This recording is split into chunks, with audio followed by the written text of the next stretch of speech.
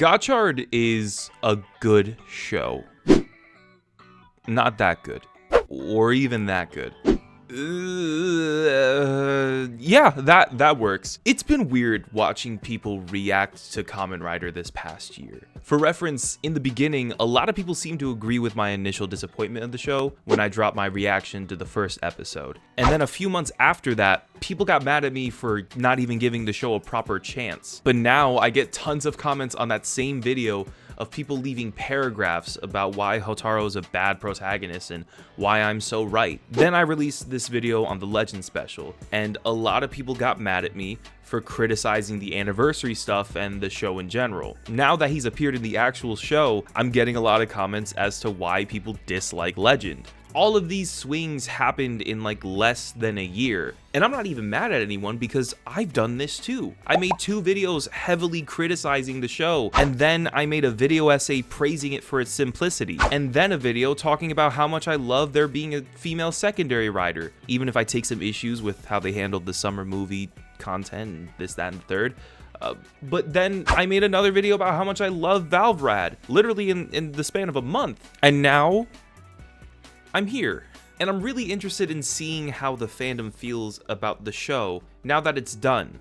How is the public consensus going to change over time? I've never seen swings like this before, so I'm very interested in that. With all that being said, I don't hate Gotchard. I mentioned this in a previous video, but I think the show is best when presenting these smaller scale stories, where we're focused on just people and how they integrate chemies into their lives, and seeing how people react to these fantastical creatures. Not only does it make the world feel more alive, but it also makes the individual chemies stand out more. Like Wrestler G stands out a lot because of the episodes of him with the local wrestling gym owner, or the boy who wanted to be friends with Sabo Needle, or the girl who wanted a photo of X-Rex. I was worried we were going to lose out on these type of stories with the introduction of Majade and Valvrad and the apparent restructuring of the show that was rumored to happen all around that time. And while Gotchard became more serialized since that time, for better or worse, I really liked the episodes like the one with Zekumpire, and I really loved episodes 28 and 29 where they visited Renge's family village. Those episodes just felt so grounded and focused. It took place in this small town where everyone knew each other. The episodes integrated so many chemies into the world in ways that just made sense for the environment. These episodes are peak Gotchard.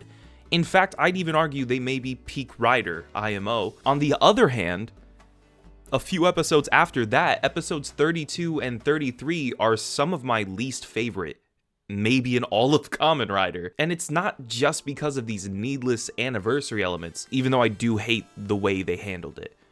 I made a video a couple weeks back praising Toei for how they're doing so much better with that type of stuff in Sentai. I'll have it linked at the end of this video, and hopefully they start doing something similar with Rider, but these episodes introduce these characters that have nothing to do with what's going on in the actual story. At this point in the show, the Door of Darkness has been opened, an event that has been teased since the very first episode, and episode 32 was the introduction to Gigas, the Dark King, who seemed like, at the time, he was supposed to be the final boss of the show, but literally all of that is brushed aside for these dimension hopping Kamen Rider killers that side rail the entire plot of the show from actually progressing, killing any sort of momentum and honestly my investment in what was going on. And the show's had this problem even outside of these 2 episodes. Remember when Rinne met her dad before the Door of Darkness was even open? That should be a huge moment for her. It's the impetus of her character since the beginning of the series, a reunion of which should have a major impact on the entire plot of the show. Her father was so shrouded in mystery and connected to Hotaro receiving the Gotchard driver and so much to do with the Alchemy Academy. And you know how they treat his grand return to the cast? He transforms into a whole new suit that we haven't seen before, presumably to sell more toys, fights for 5 seconds, gets his ass whooped during his debut henshin, by the way, and then he does have a moment with Rinne, but the 2 of them are like, bro, we do not have enough time for this right now, and acknowledge that they will get to it later.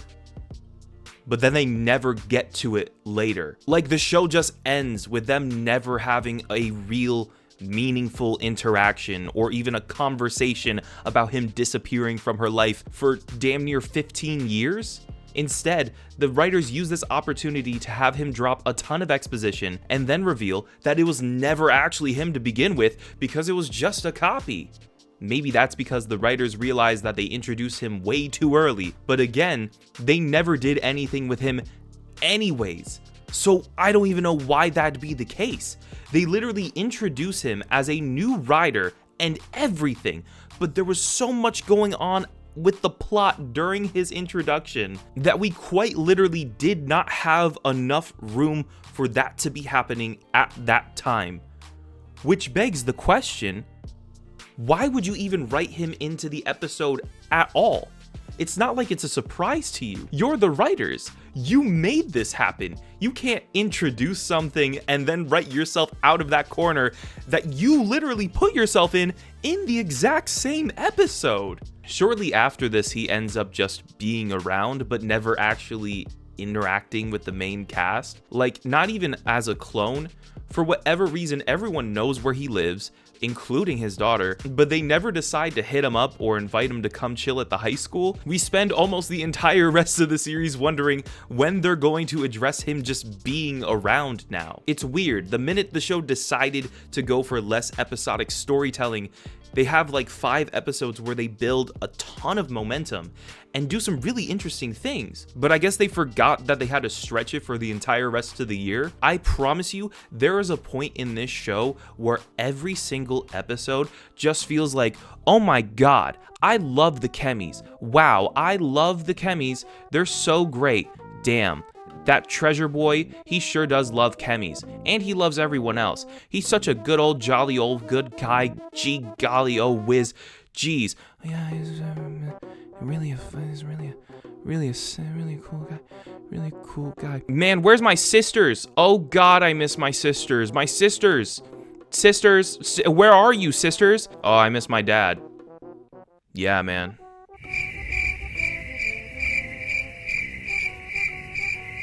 Oh yeah, dog boy. Yeah, I'm gonna become a real girl, dog boy. You like that, dog?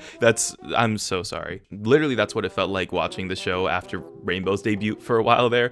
Just rotating the same interactions without anything of actual substance happening, which is crazy because, like I said, there's so much that the show needed to do. Like, they do a ton of things for 5 episodes straight, and then realize that they need to stretch it out for longer, and then forget that they were trying to do anything to begin with, and then they rush everything at the end in the last 5 episodes. Majade and Valvrad don't get their final forms until literally the last episodes. Lacace transforms into Valvrad once, and then never again. It's not like she didn't try to transform again. It's just that the writers hated having women transform this year, I guess. There were times where Rinne straight up was like, oops, can't transform right now. Just out of power. What do you mean you're out of power? You're an alchemist. Just out of power? Can't you just make power? That's literally what the whole thing is you make things out of nothing. How come Hotaro and Spanner don't run into this same issue? Is it because you're a woman? I promise you, Toei will make the most progressive decision in the world and then still find a way to make themselves look bad. And back to the writers just forgetting shit. One of the writers straight up said this when they asked about Hotaro's missing father. Hotaro's father? I thought a lot about him, but in the end, I decided not to have him appear. There's not much fun in talking about the reason, so I'll stop here. Maybe one day I'll talk about it, but I hope you'll use your imagination to find out. Which, walk with me, to me means that they thought a lot about this character and probably had a ton of ideas and directions that they thought they could go in, but had no fucking clue what they should do with him. But you can't just say that we forgot about him, so we'll just act like it's intentional, which perfectly summarizes the show, to be honest. It's just a series of ideas that really go nowhere. Back to episode 32 and 33, these dudes show up while Gigas and the sisters are trying to progress the actual plot of the show. Which, by the way, I know I was talking shit earlier, but the sisters are literally the only interesting characters in the entire series for me. Laque's has an incredible arc about finding her own path and thinking for herself, which leads her to wanting to become human. Atropos being a copy of Rinne is actually a cool twist, and I've always enjoyed their interactions together anyways. But Clotho is definitely my personal favorite. Shorty just wanted her girls back and felt a lack of control, which led her down a path of seeking more and more power. No joke, she is my favorite character here. She's amazing. But again, during these 2 episodes, when big things are happening, they can't focus on any of these interesting things that they have going on right now because the writers are choosing to introduce plot lines that have nothing to do with the actual show. And they do this with the assumption that you've seen all the current specials, movies, and side content, which is not a great plan for trying to tell a story to literal children on cable television. And it's also not great for international fans, all right? I understand that the show is not made for us, but it made it difficult for me to follow everything that was going on nonetheless, okay? So in order to not feel lost during the entirety of Gotchard's run, it is important for you to have watched, in chronological order by the way, not only the summer movie, but also the Legend specials and Outsiders, because Xian decides to just show up literally out of nowhere just to kill off a character that I think I'm supposed to really care about from, I think, the Legend special, but I don't know because I've only known him for like 10 minutes. These episodes are a mess to anyone who's just watched the core show. And I know it sounds like I'm really dragging things, but remember, we're coming off the breaks of me also just telling you that a few episodes prior, these are some of my favorite episodes in all of Kamen Rider damn near. A lot of Rider shows may integrate the summer movie in some ways in order to tease it up, which is fine because the idea there is that you haven't seen the movie yet. It's meant to build interest, and it assumes that you don't know what's happening in the movie, and it encourages you to go find out. Or maybe something insane did happen in the movie, and they throw in a little line or something referencing the events, but it never interrupts the core narrative or stops what is happening. And all that's being said without even mentioning them expecting me to choke and clap like a seal for a yellowing Eternal suit. Like I said, that's another video. But since we're pausing, you know what I do love?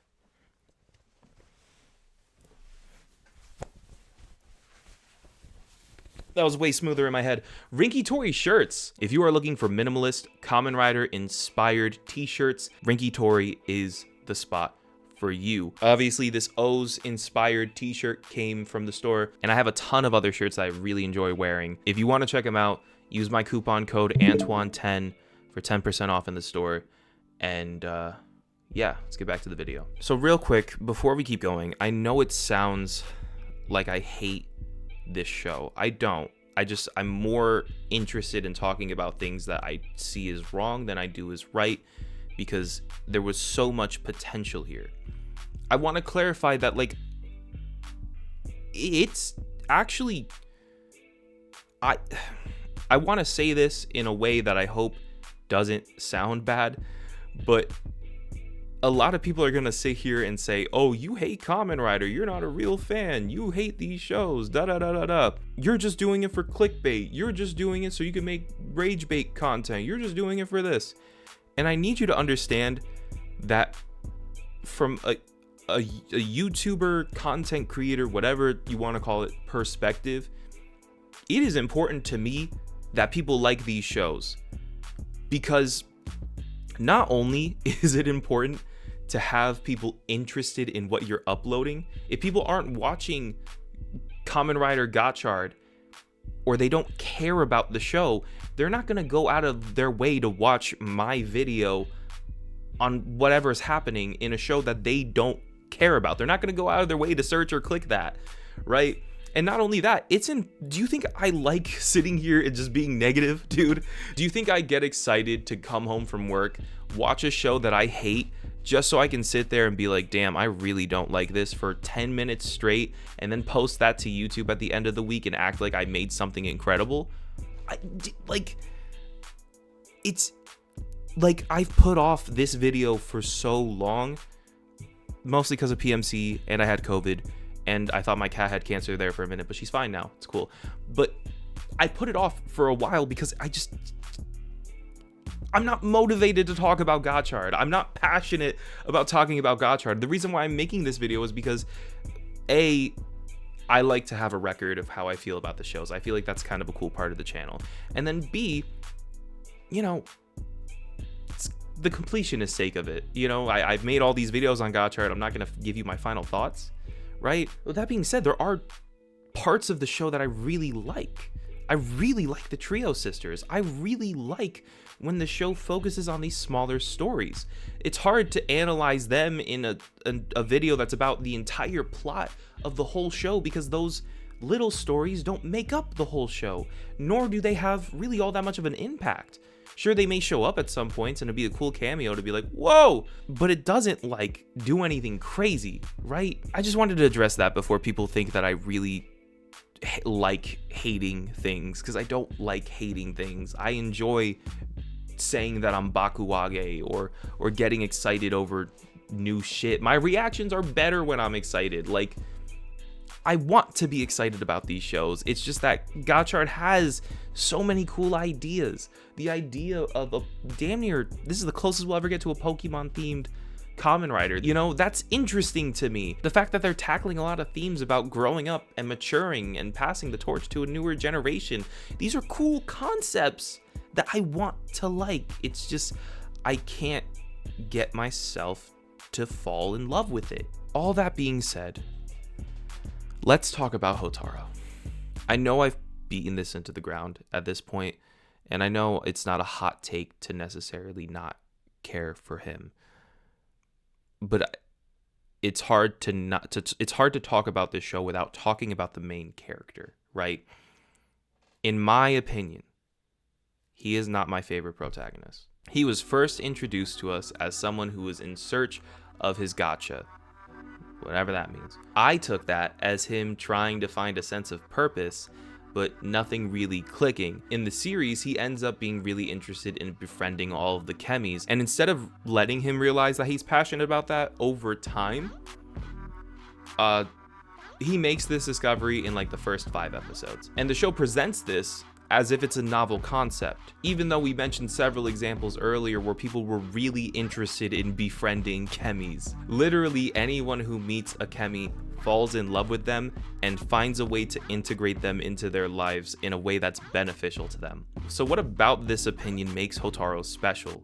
The idea that befriending all of the Chemys and having a world where Chemys are right alongside humans is a novel concept. His whole thing is that he doesn't have a purpose, but we never see him struggling with this either. Even before discovering the Chemys, he's had an active social life. Even outside of the people from the Alchemy Academy, we always see him being inspired to cook new, creative dishes, and we never see him really struggle with anything, to be honest. The only character who ever challenges Houtaro in a meaningful way was Spanner, but they dropped that the minute Spanner became an actual Kamen Rider himself, because his only beef with Houtaro really was that Spanner thought he should have been picked to be the Kamen Rider at the time. And honestly, they damn near forgot Spanner had any opinions whatsoever until there were like 5 episodes left and Spanner was like, oh shit, I forgot, I really don't fuck with Chemys. And it's like, yeah, that's a really cool perspective. Play with it more, please. I asked on Twitter why people like Houtaro so much after seeing someone post about how much they really like him. And while I really appreciate the people who did reply, your opinions are valid and the fact that you like Houtaro is awesome and it's so cool. I really, genuinely, it makes me happy to see that you have found a character that you like and enjoy and feel passionate enough to talk about on Twitter or explain to me. Genuinely, it's awesome. Personally, I feel a lot of the replies that I got really sort of exemplify my issue with how the show portrays him. Like, the show tells us a lot of what we should think about Houtaro, but they never actually show us examples of that in action or reasons why that may actually be the case. Outside of maybe getting Rinne out of her shell, and again, those few episodes where he interacts with the townsfolk, I guess those are 2 examples. I may be wrong, but I feel like, again, the show forgets it at a lot of points, right? Just in my mind, it's kind of like the Neo Saban Power Ranger seasons, where each of the characters is very easily explained by a one-dimensional personality trait, and all of the other characters kind of talk about them as if that is the case, but the show never actually gives any of them moments to actually display these qualities. But like I said, there are moments. It's just too few and far between for me to be like, oh wow, that's concrete. The only response that really made me consider the opposite opinion was from Gia, who makes our thumbnails, by the way. He describes him as being a sort of comfort character and looking up to those qualities of never giving up, and even when things are at their worst, and that's valid. And I could see parts of Hotaro that would cause someone to say this, even if I don't like Hotaro personally. And I think that's an important thing, is that even if my opinion is different, I don't necessarily hate the fact that you have a different opinion. I know I did a lot of complaining, but Gotchard does have a lot of good moments, genuinely. It's a show about the importance of passing the torch from one generation to another. There's so many great mentor characters in this show that are meant to build up the cast of high schoolers and prepare them for taking on these burdens that they carry for so long, or they play with the fact that these high schoolers don't want to carry the burdens that they've had so long, and challenging things like the Alchemy Society or anything like that. There's really cool politics at certain points in this show. I know I seem so passionate about the things I don't like, but there are cool things happening. The main villain wants to create a world of solid gold, which would essentially freeze everything still and stop the progression of time. The idea of silence and nothingness means that future generations cannot take over and find their purpose or where they fit in this world. That is a really cool fucking concept. It's really awesome, right? It's so cool. And I just wish that there were factors around this that made me like it more. There are some really powerful themes here, and it's for that reason I can't say that the show is bad. It's just not my favorite, which is fine. Not every show needs to be the best thing that I've ever seen. They make a new Kamen Rider every single year. They can't all be mind-boggling to me, right? The world isn't black and white, though. Just because I don't love it doesn't mean that I hate it. Sometimes you just need a year where everything is okay, and it just sort of exists. That's fine. Gotchard is fine.